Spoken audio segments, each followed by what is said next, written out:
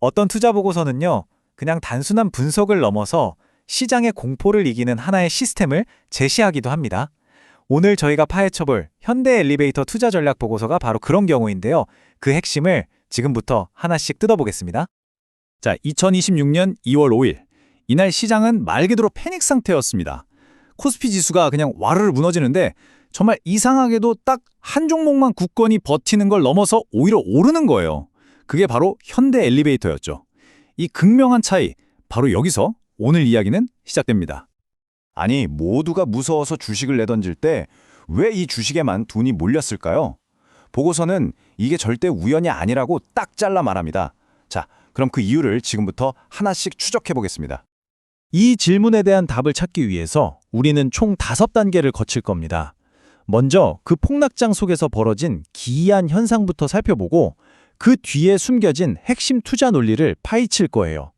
그리고 나서는 아주 구체적인 2026년 연간 계획과 매매 규칙을 들여다보고 마지막으로 이 모든 걸 가능하게 만드는 투자 철학이 뭔지까지 짚어보겠습니다. 좋습니다. 그럼 첫 번째 단계, 폭락장 속에서 어떻게 강했는가? 모든 게 무너지던 바로 그날 2026년 2월 5일로 시간을 되돌려서 시장 상황을 한번 자세히 들여다보죠. 지금 보시는 이 숫자들, 이게 모든 걸 말해주죠. 코스피가 마이너스 3.86%, 코스닥이 마이너스 3.57%, 거의 4% 가까이 폭락을 한 겁니다. 세계적인 공포지수 VIX도 5% 넘게 치솟았고요. 그런데 현대 엘리베이터는 보세요. 플러스 1.70% 상승 마감. 와, 이건 그냥 좀 버텼다 이 수준이 아니죠.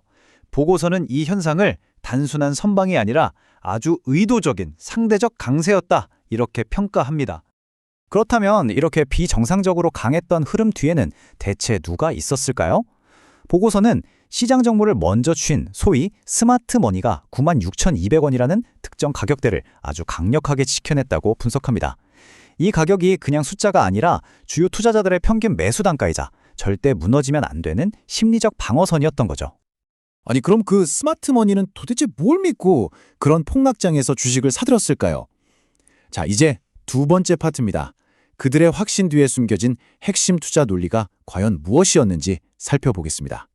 바로 이겁니다. 이 슬라이드에 보이는 숫자 13.7%에서 최대 16%, 이게 바로 보고서가 예측한 배당 수익률인데요. 시장의 모든 공포를 이겨내고 돈을 끌어모은 가장 강력한 자석이었던 셈이죠. 더 흥미로운 건요, 투자자들마다 노리는 게 다 달랐다는 점입니다. 외국인들은 한국 정부의 밸류업 정책 수혜주라고 보고 들어왔고, 기관 투자자들은 높은 배당이랑 지배구조 개선 가능성을 봤어요. 그리고 스마트머니는 아직 시장에 공개되지 않은 자산 매각 정보를 먼저 알고 움직였다는 분석입니다. 그러니까 각자 다른 이유로 아주 강력한 매수 동맹이 만들어진 거죠. 물론 이런 투자는 회사가 근본적으로 튼튼할 때만 가능하겠죠.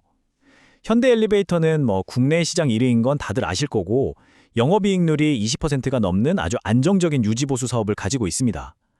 여기에다가 연지동 사옥이나 용산 부지처럼 매각할 수 있는 알짜 부동산 자산, 그리고 벌어들인 돈의 50% 이상을 주주에게 돌려주겠다는 정책까지 더해지니까 투자 매력이 극대화된 겁니다.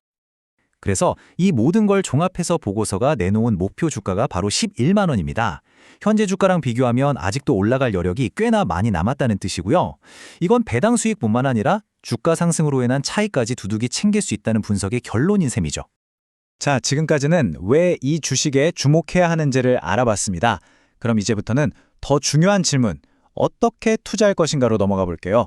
보고서는 2026년 한 해를 어떻게 보내야 하는지 아주 구체적인 마스터 플랜을 제시하고 있습니다. 전략은 크게 3단계로 나뉩니다. 먼저 2월에서 3월, 이때는 무조건 배당받을 권리를 확보하는 데 집중합니다. 그리고 4월부터 8월까지는 들어온 배당금으로 주식을 더 사고 주가가 오르면 일부 수익을 실현하는 단계예요. 마지막으로 9월부터 연말까지는 자산 매각 같은 아주 큰 호재를 기다리면서 최종 수익을 극대화하는 거죠. 이런 연간 계획을 성공시키려면 감정에 휘둘리지 않고 기계처럼 움직이는 원칙이 필요합니다. 네 번째 파트에서는 보고서가 제시하는 정말 구체적인, 거의 공식과도 같은 매수, 매도 가이드라인을 살펴보겠습니다. 자, 먼저 매도 전략입니다. 첫째, 최소 13% 수익이 보장된 배당받을 권리를 절대 포기하지 마라. 둘째, 목표가인 11만 원 그리고 12만 원에 도달할 때마다 30%씩 분할해서 팔아라. 수익을 챙기라는 거죠. 셋째, 만약에 갑자기 큰 거래량과 함께 주가가 20일 이동 평균선을 깨고 내려가면 이건 추세가 꺾이는 신호일 수 있으니 위험 관리 차원에서 20% 정도는 덜어내라고 조언합니다. 반대로 주식을 다시 살 기회는 언제일까요? 이것도 딱 3가지입니다. 첫째, 배당 낙대를 노리는 겁니다. 배당금을 주고 나면 주가가 그만큼 빠지는데 이때 10% 이상 훅 빠진다? 이건 뭐 그냥 땡큐하고 주워 담는 거죠. 일종의 박앤세일이니까요. 둘째, 기술적 신호를 보는 건데요. RSI 지표가 30 밑으로 떨어지면 이건 너무 과하게 팔렸다는 신호거든요. 이때는 공격적으로 매수하라고 합니다. 그리고 마지막으로 제일 중요한 거, 4월에 배당금 통장에 들어오잖아요. 그 돈 그대로 전액을 다시 주식 사님 데 쓰는 겁니다. 바로 재투자해서 복리 효과를 만들어내는 거죠. 이 슬라이드는 1년의 계획을 한눈에 딱 보여줍니다. 2월은 무조건 보유, 4월엔 배당금 들어온 걸로 재투자, 5월, 6월쯤에 1차로 수익 실현하고요. 그리고 연말 랠리를 이용해서 11월, 12월에 최종적으로 수익을 확정짓는 흐름입니다. 이 로드맵만 머릿속에 있으면 시장이 아무리 흔들려도 계획대로 움직일 수 있겠죠. 지금까지 아주 구체적인 전략이랑 전술을 살펴봤습니다. 하지만 마지막으로 이 모든 기술적인 부분을 뛰어넘는 이 투자 전략의 핵심 철학은 과연 무엇인지 알아보겠습니다. 이게 바로 이 시스템의 심장이라고 할 수 있습니다. 핵심은 바로 안전 마진을 확보하는 겁니다. 이 전략에서 주당 12,000원이 넘는 높은 배당금은 일종의 푹신한 쿠션 같은 역할을 해요.